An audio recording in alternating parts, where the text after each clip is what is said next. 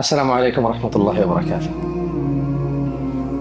মানে জান্নাতে যেতে কতটুকু করা লাগবে? এক ব্যক্তি আল্লাহ নবী সাল্লাল্লাহু আলাইহি ওয়াসাল্লামকে বলল বা জিজ্ঞেস করলো, ইয়া রাসূলুল্লাহ, আরাআইতা ইযা সাল্লাইতু সালাওয়াতিল মাকতুবাত।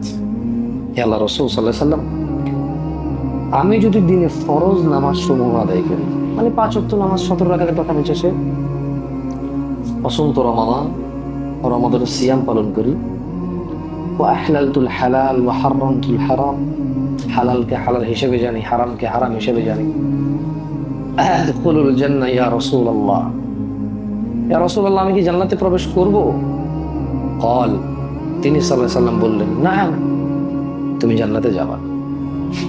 ও মানে ওই ব্যক্তি আল্লাহ নবীকে বলল সাল্লাল্লাহু আলাইহি সাল্লাম, ওয়াল্লাহি, আল্লাহর কসম, লা আযীদু আলা যালিকা শাইআ, আমি এর বেশি কিচ্ছু করব না।